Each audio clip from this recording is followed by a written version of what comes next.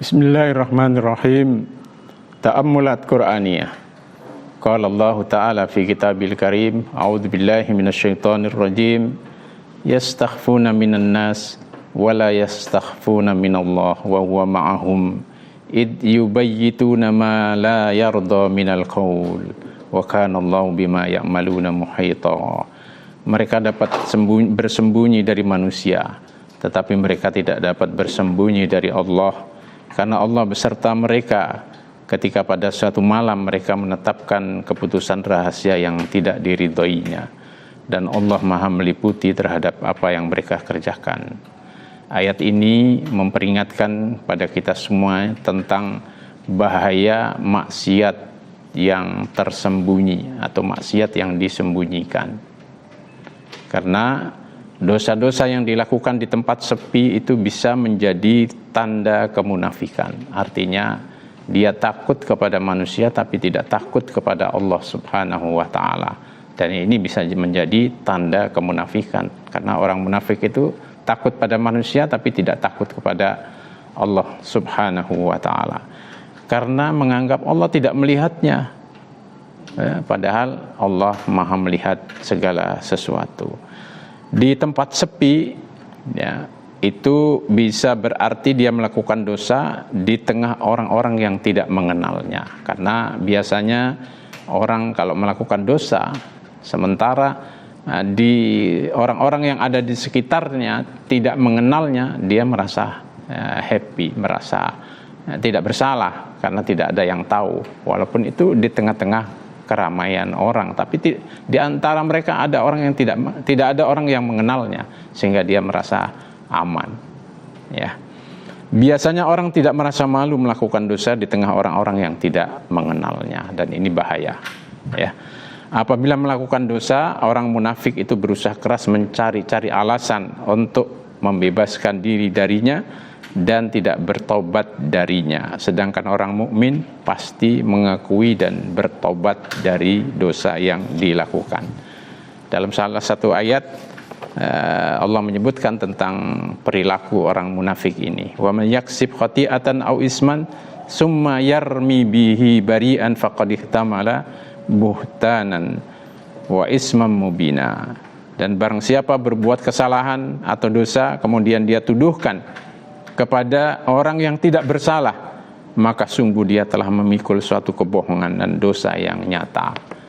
Ya, bahkan ada orang-orang yang sengaja melakukan atau merekayasa suatu dosa, lalu kemudian kesalahan itu ditimpakan kepada orang lain dengan satu cara yang dia lakukan, dan itu adalah dosa besar.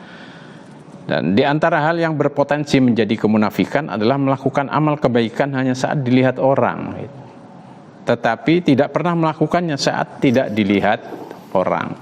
Ini salah satu bagian dari isyarat makna ayat yang kita sedang tadabburi atau sedang kita renungkan. Karena itu, ya, jangan meninggalkan amal karena orang.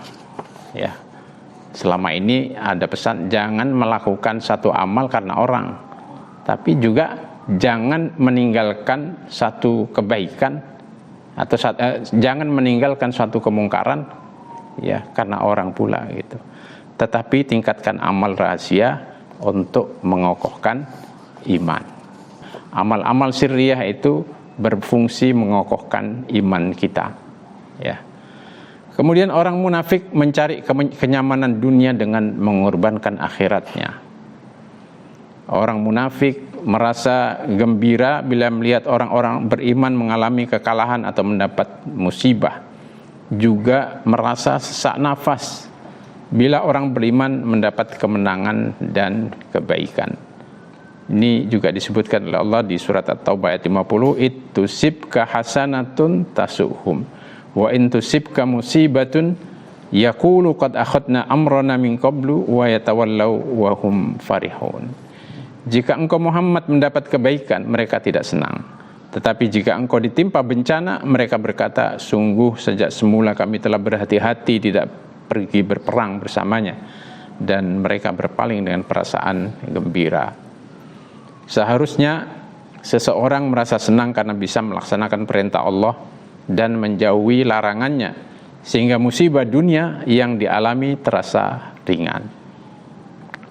Karena yang penting bagi dia tetap bisa melaksanakan perintah-perintah Allah dan menjauhi semua larangan-larangannya. Selamat dari musibah dunia bukan pertanda kebenaran jalan hidup atau manhaj yang ditempuhnya, bahkan seringkali berlaku kebalikannya. Sebagian orang kalau mendapatkan kemudahan, mendapatkan kesenangan walaupun dia maksiat, kadang-kadang itu dijadikan sebagai bukti bahwa jalan hidupnya benar, padahal belum tentu. Ya, orang mukmin merasa senang dengan keselamatan agamanya sekalipun merugi dunianya. Tentu ini adalah salah satu kondisi yang bisa jadi dihadirkan oleh Allah dalam kehidupan seseorang. Maunya kita ya taat beragama dan juga dunia baik-baik saja gitu. Tapi bisa jadi ada orang yang bisa taat beragama sementara mungkin diuji oleh Allah dengan dunianya. Sedangkan orang munafik merasa senang dengan keselamatan dunianya sekalipun merugi akhiratnya. Bahkan dijual akhiratnya untuk mendapatkan dunianya. Itulah orang munafik. Orang munafik menyerang Islam melalui orang-orang muslim yang melaksanakan ajaran Islam. Jadi orang munafik itu tidak berani menyerang Islam secara langsung, tapi melalui orang-orang muslim. Dia tidak berani menyerang Islam secara langsung, mengatakan Islam begini begitu, tapi dia menyerang Islam melalui orang-orang Islam itu sendiri, sehingga melontarkan ya kalimat-kalimat sinis, kalimat-kalimat yang buruk, gambaran buruk tentang orang-orang beriman. Tapi sesungguhnya dia ingin menyerang Islam, tapi karena dia tidak berani langsung menyerang Islam. Nah, orang munafik memuji orang yang memberinya sekalipun sesat, ya, dan mencela orang yang tidak memberinya sekalipun saleh dan berada dalam kebenaran. Itulah perilaku kemunafikan yang juga pernah terjadi di masa Rasulullah SAW, sampai kemudian perilaku ini diabadikan oleh Allah Subhanahu wa taala dalam salah satu ayatnya, wa minhum may yalmizuka fis shadaqat fa in u'tu minha radu wa illam yu'tau minha idahum yaskhatun. Dan di antara mereka ada yang mencelamu tentang pembagian sedekah zakat. Jika mereka diberi bagian, mereka senang hati, dan jika mereka tidak diberi, maka mereka tiba-tiba murka, marah. Semoga Allah menghindarkan kita semua dari sifat yang tercela ini. Wassalamualaikum warahmatullahi wabarakatuh.